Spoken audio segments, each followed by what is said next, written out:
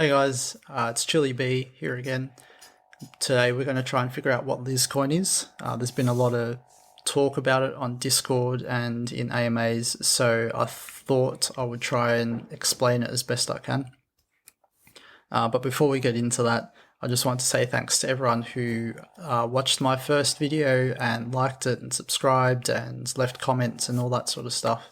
I was really buzzed by how many people did it. I really didn't expect that many.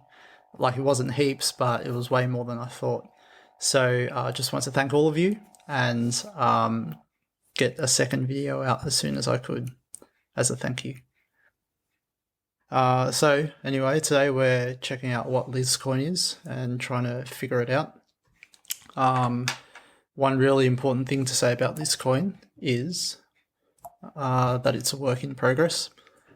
So all the talks of Lizcoin that's floated around Discord and in AMAs, the team has been really clear that there's no LIP written for it yet.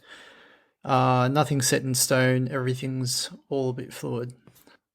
The info that I've pieced this together from has mostly come from the last AMA, which was probably a day ago or a day and a half ago, and from a few comments in Discord. So I think this is pretty accurate for the moment, but again, it's probably all going to change a lot before it's put into place. So Lizcoin is definitely not a replacement for staking Ethlizards. I think a little while ago, before the new team came in, there was talk about using Lizcoin as a way of distributing revenue and maybe not staking, or kind of with a combination of staking. But that is not what the current iteration of Lizcoin is. So Lizcoin, or the current iteration of Lizcoin, is intended to be a solution for providing direct deal flow to Ethlizard holders. Let me switch to my spreadsheet really quickly. So you can see one of the things the team's working on is providing direct deal flow to Ethlizard holders. And it was mentioned in the last update that there's already one in progress. It's kind of locked in, just waiting for it to happen. And then in the Discord on the 16th of September, they were talking about Lizcoin as a potential solution to allowing us, or a potential mechanism to allow us to access that direct deal flow. And apparently there's a big document coming out first week of October, which kind of will outline how this might work, and I assume it will be connected to an LIP or something. Anyway, back to the PowerPoint. So it's a potential solution to allow that to happen. Other projects have used other mechanisms to try and deliver that same idea. So you might do like or other projects might have done like a first come, first serve sort of thing. So they open up the deal allocations at X time, normally really bad for Aussies. And the first ones that get the allocation, there's a massive gas war, and the ones that are late don't get anything, or the ones that don't pay a massive gas price don't get anything. So the team doesn't want to do that, I'm assuming. And I'm assuming the team doesn't want to do anything like a kind of luck of the draw raffle type thing, where you enter your address into a pool and they pick out a few lucky winners. So what it seems like they're going for is something more like an ecosystem coin, like the Bored Ape Yacht Club has Ape, and Neo Tokyo has Bytes. And actually Ape's probably not the best example, because I don't think the Ape coin really does much in the ecosystem yet. But Bytes is a pretty good example, where the Season 1 NT citizens generate Bytes, and they can be used to purchase things off their marketplace, which might include whitelists or whatever, access to deal flows. So Lizcoin, I think, is supposed to be something like that. But there's one massive difference, and it makes it totally different than Ape or Bytes, and that is that it's not tradable and it's not saleable. So you can't swap it with anyone, you can't move it from wallet to wallet, and you can't create a Uniswap pool and start trading on Uniswap. You can't do any of that. So when I first heard the idea of having a coin that wasn't tradable or saleable, my question was, how is it even valuable? Why would you want this coin that just sits in your wallet and you can't do anything with? And I think that'll become clearer if I explain at least what I think is the way that that Lizcoin's going to work. So in this little example, you've got my wallet down the bottom left, you've got a staking contract on the top, and you've got a burn contract on the right-hand side. And in my wallet is some USDC and my Ethlizard. For me to get access to Lizcoin, as far as I understand it anyway, I'm going to need to stake it in the staking contract. So I send my Ethlizard to the staking contract and lock it there. And while it's there, it starts to generate Lizcoin. And then the Lizcoin is sent to my wallet. And the longer I stake it, the more Lizcoin I get. So it kind of grows exponentially. So the longer I keep it there, the more Lizcoin I get into my wallet. The interesting thing then is when a direct deal flow pool or allocation, I don't really know what to call it. We'll call it a pool. So when a pool for a new direct deal flow comes up, I get to now use my Lizcoin to access that. And I do that by sending my Lizcoin to a burn contract. And if you noticed before, the thing that triggered this question was that it's not saleable and it's not tradable. So if it's not tradable, how can I send it to a burn contract? K-Mal mentioned in the most recent AMA that I'm not a dev, so that these kind of technical details might be a bit off. But the main point is, with ERC20 tokens, you can control what contracts have access to the coins and where they can move. So the intention with Lizcoin is that it's going to only be able to be burnt, basically, to be sent to this burnt contract. So by sending my Lizcoin to this burn contract, let's say I send 2 Lizcoins, and burning them, I gain access to 2 Lizcoins worth of allocation from this new direct deal flow pool. So suddenly when it goes there, it's burnt, the pool becomes unlocked to me, and I can access the allocation. But the Lizcoin doesn't pay for the allocation. The Lizcoin just pays to unlock access to X amount of allocation, depending on how much Lizcoin I pay, I suppose, and maybe some different limits with each pool. So to gain access to the pool, I have to pay in some other form. And in this example, it's USDC, but it might be ETH or USDT or whatever. So I then send my payment, or USDC, to the deal flow pool. Technically, like when this plays out, I don't know if I send it to the pool or to something else, but I send it away wherever it's meant to go. So they have my USDC now, and then in return, they send me my piece of the allocation. So at the end of it, I have my Ethlizards staked in the staking contract. That creates Lizcoin, which is sent to my wallet. Then the Lizcoin is burnt when I want to access a direct deal. That the Lizcoin then unlocks my access to the deal, but doesn't pay for the allocation. On top of burning the Lizcoin, I then have to pay for the allocation, and then I finally get the allocation. So I think that's the flow of how things work. So it's not tradable and it's not saleable, but it is still valuable in that we can use it to unlock access to different deal flows that are starting to come through directly to the Liz holders. So separate from what Ethlizards as a whole is investing in. And if you've been following to this point, I hope that was clear enough. You might have the question of why lock it at all. So Ape isn't locked and Bytes isn't locked to NT. They have the ability to kind of sell it on the open market as well as use it to unlock access to different deal flows. So why does the current team want to lock it?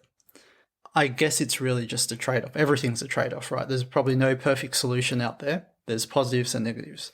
Oh, some of these positives and negatives are from myself, and some are from what I heard from K-Mal on the last AMA. I really recommend you listen to that last AMA as well, actually, as if you're interested in Lizcoin anyway. It was like 80% about Lizcoin and then a little bit about other stuff, but still really interesting to listen to. Okay, so on the positive side, it's kind of four things that I can think of, or four things I heard K-Mal say. One, and probably the most important one, is legalities. So he mentioned that Kieran was really set that whatever happens with Lizcoin, it cannot be tradable. I have no idea about the reason that lies behind that, except that the more that the team can do to make sure that it's not a security, the better it is for Ethlizards, I think. And the trouble with it is that, like, trying to categorize crypto as a security or not as a security still isn't really clear. So the team can only take the actions that they think will best make sure that this is not considered a security. So that's one really massive and important reason. So the second reason is that it potentially and probably generates more income for the DAO and for the treasury. It doesn't directly generate, it's not a mechanism that directly generates the income, but it kind of cascades into more income from the secondary market. And it does that because if the only way to get access to Lizcoin is to buy an Ethlizard and then to stake it, if anyone wants access to these direct deals that Ethlizards has access to, it means they have to buy an Ethlizard and stake it, of course. But if all the Ethlizards holders, or most of the Ethlizards holders, are already staking their own Ethlizards because they want access to the deals, it means there's not too many lizards on the secondary market, and so probably the price of those lizards will go up. And when those more expensive lizards are bought, there's a higher commission for the DAO. And then those lizards get locked in to get Lizcoin, and then there's even fewer on the market, and hopefully more people want to get in. And so the price of an ETH lizard goes up, and the amount of commission that we get from each sale goes up. So that's how it leads to more income from the secondary market. The third positive that comes from this is that it ties together the risk of holding NFTs with the reward of holding NFTs, or Ethlizard NFTs specifically. So holding an NFT is risky. I've held a lot of NFTs that have gone to zero. By tying the ability to access these direct deals to only holders of the Ethlizard, ties together that or increases the reward for the risk of holding the Ethlizard. I'll mention a counterpoint to that on the negative side, though. And then the fourth reason is that it encourages long-term stakers, because the only way to get Lizcoin, you can't buy it off the secondary. You have to stake, and the longer you stake, the more Lizcoin you get. So the more access to different deals you get as well, which is generally a good thing for NFT projects. You want people to buy it and hold it for a long time, for the most part. Okay, so those are the positives that I could come up with. So on the negative side, NFT risk to reward, the counterpoint to what I mentioned on the positive side is that if you were able to sell your Lizcoin, that would actually let you kind of de-risk your investment and make your risk to reward more attractive in a different way. So instead of by increasing the reward, if you were able to sell your Lizcoin and say you sold $100 worth of Lizcoin, you effectively have taken profit on your purchase of the NFT. And so you've reduced the risk that you still have remaining in that NFT. So the negative of not being able to sell Lizcoin is that you can't reduce your risk in a granular way. And then the positive is that you kind of increase the reward of holding. So the NFT risk reward thing, I think, works both ways. And that's just an example of why this is all just a trade-off. Like, there's no perfect solution. Another negative is that there's less liquidity for Ethlizard holders. So at least speaking for myself, I don't have tons of money to pour into deals. So some of those deals I'll just be passing by, right, because I can't afford it. If, however, I was able to sell some of my Lizcoin for USD or for ETH or whatever, then I could actually use that liquidity in other deal flows. My Ethlizard would generate some sort of income for me. So not being able to do that means that I have less liquidity to kind of move around in different deals. So that's a negative from my perspective. And then the third negative I can think of is that there's no cheap way for people to gain access to the Ethlizard ecosystem. So I think an Ethlizard's probably about like $1,500 or $1,700 at the moment. And that's a pretty high price, and definitely not everyone can afford it. But if you could just buy Lizcoin and that kind of gave you some sort of entry into the ecosystem and into the deal flows, that would be attractive to people with a smaller base of capital. There's other ways to do that as well. So I remember K-Mal, I think, mentioned that the baby lizard thing might happen further into the future when the Ethlizard floor goes way up, to give access to more people into the Liz ecosystem. Yeah, all of these things on both sides, they kind of have counterpoints, and it's not exact. There's no one best way.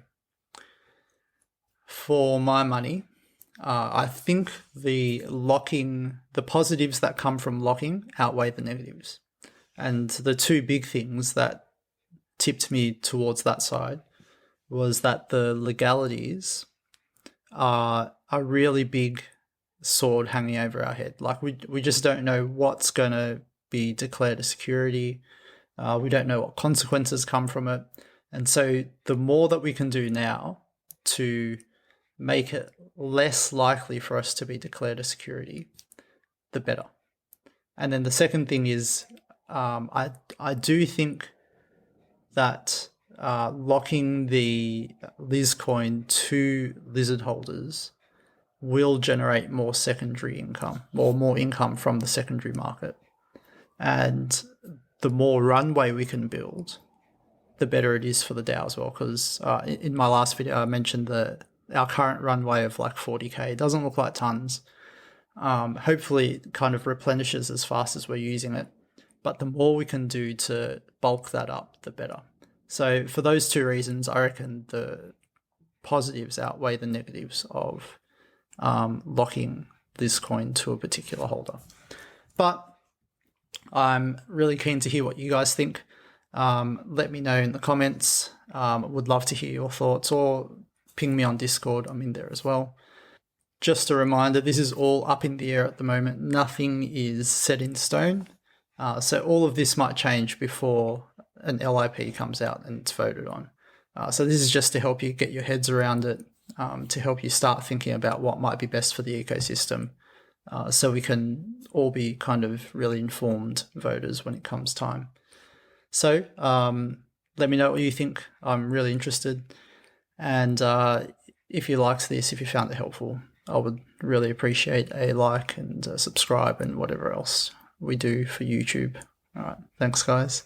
I'll catch you next time.